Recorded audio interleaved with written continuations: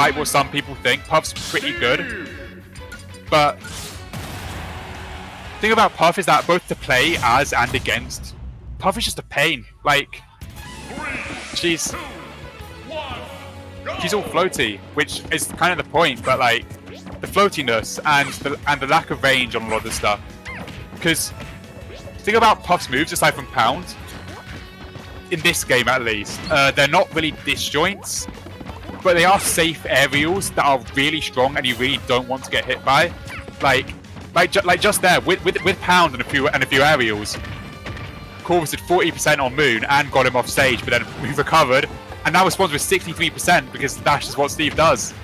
And like I was saying earlier, that Moon doesn't rely on blocks that much.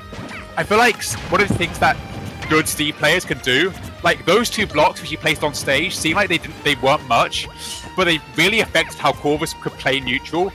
Because one of the reasons Steve is so good really is his ability to control space. Like his aerials and his just disjoints and his super safe moves are good with that, and building walls like that, which are more obvious, are good for that as well.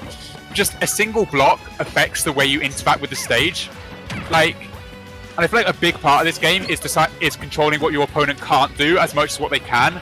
Like, and Steve can place a block, and that block just alters the stage, and oh, there's the vest, and there's the follow-up. Corvus probably knew that was coming, but that was a very good trade to go for. Like,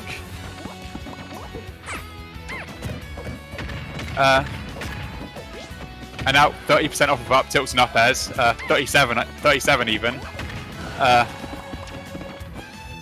Like, just there when she took that back air, she really rushed in a way that she shouldn't be doing in this matchup. Like Puff wants to be able to get in on Steve and use her aerials and use her strong options to get him off stage, and well, like that, landing a vest and being safe enough to avoid a punish afterwards. Like, that's exactly what Puff wants to do, but she also wants to avoid rushing in because Steve can just annihilate anyone like that. And now stocks are even, 0% apiece. It's still anyone's to play for. And a lot can happen very quickly now. Like, and oh, she's tasting a big punish for that. Not as big as I was expecting, honestly. 48, almost even percent. Both on their last stock. Like both these characters and both these players are good at taking a lot from not much. So both of them want to be really careful to both just throw out their good moves, their good aerials, their good combo starters, which they can get a lot of damage off. Of Corvus wants to get a vest or an edge guard. Steve wants to just get Steve stuff, like that ends with like an F smash or back air. But they need to be careful to avoid the opponent's equivalents. And they're not that easy to whiff punish, and I say that. Minecart from ledge is a good option. Like, don't know what else to say. Corvus was really shaking her head there. And Moon takes game 1. And is now en route to make his first ever Leeds Grands. Like, it's easy to give a player stick for playing a character like Steve who's this good, but Moon is a great player. Like, really versatile, solid fundies, just very strong understanding of the game at a basic level. and making grands like kind of this soon after he started playing is really good on him, and if he's managed to pull it off in this set, which he's now in the position to do so, it would be honestly an amazing achievement from him. Like, no matter what character he plays, you can't undermine that. Character's still dumb though, don't get me wrong. And well, I was gonna say Corvus was doing what I was talking about because I thought she thought of the edge guard, but now not only did she not did Moon make it back, she SD'd but gets the vest right after, and now stocks are even.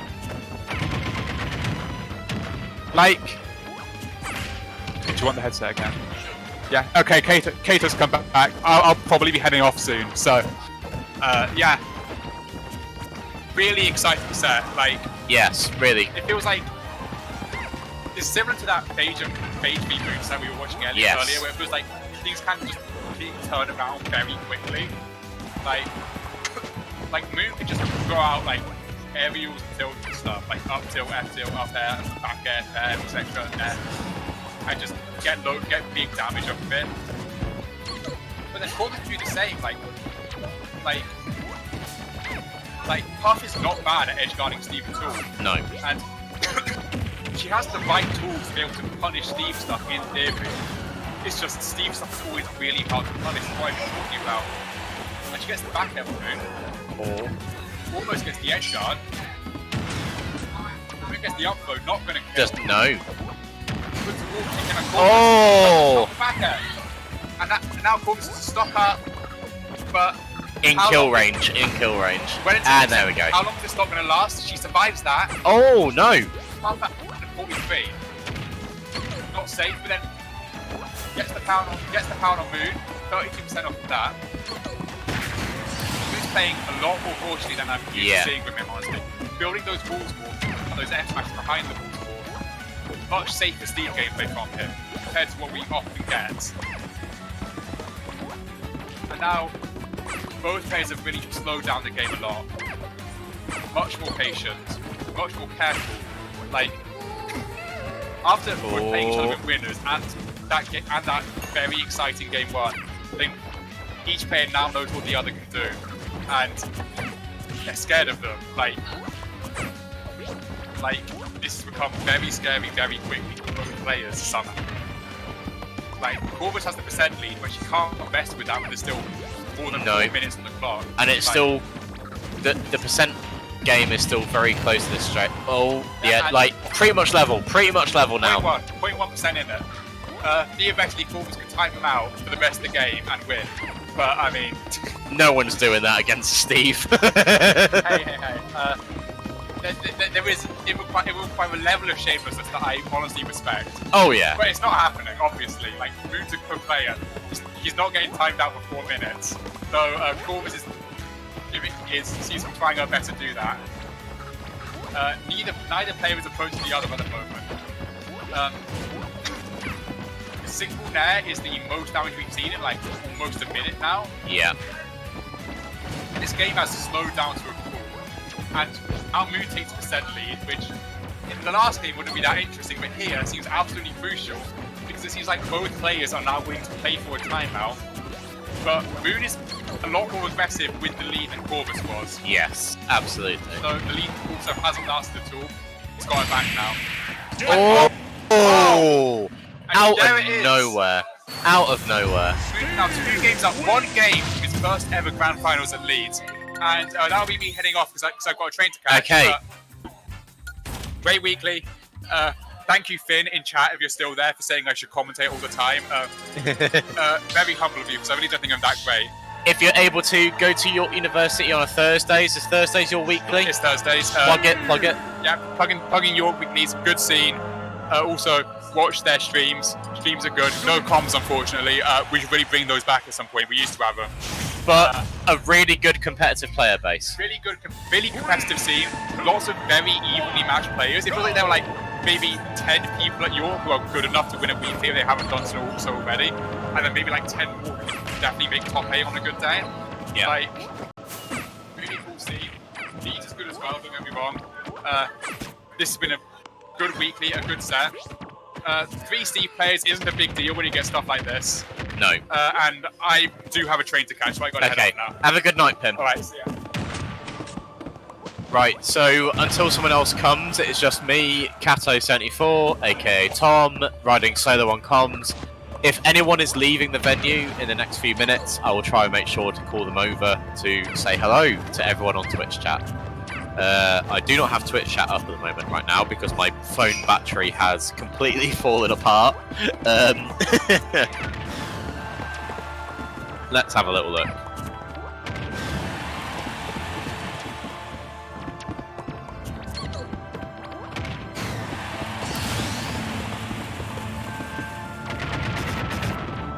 Also, hello Emily, hello Jake, hello Toon, everyone in Twitch chat right now. It's been a really good set, hasn't it? As Pim mentioned, Moon on the verge of his first grand finals since he started coming to Leeds.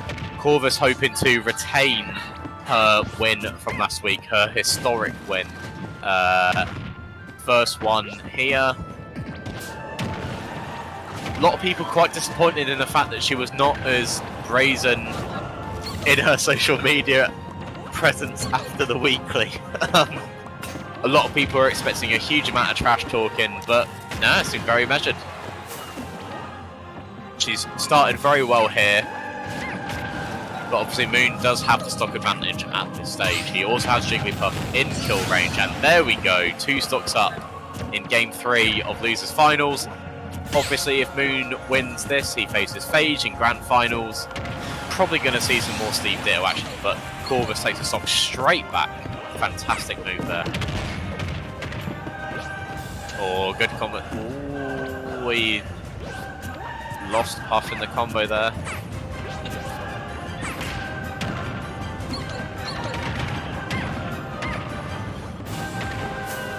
Sorry for the silence just there. I was waving Telos as Telos left the venue.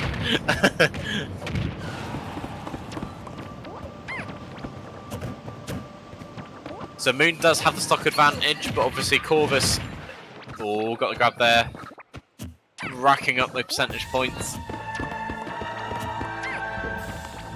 Is this the beginning of a great comeback, or is this the beginning of Moon's Grand Finals?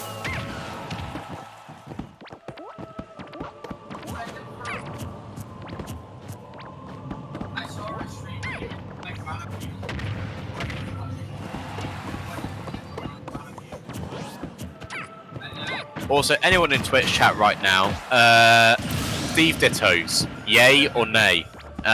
Do you think they're fun? Do you think they're rubbish? Come on, I want to hear your opinions, everyone.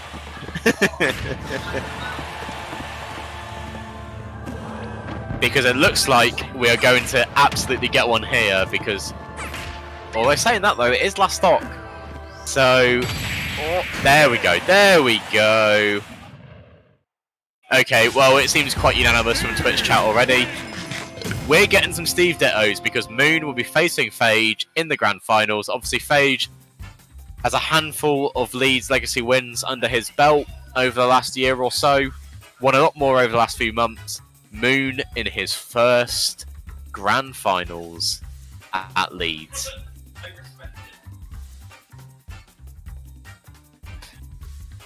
I am just going to stand up and move around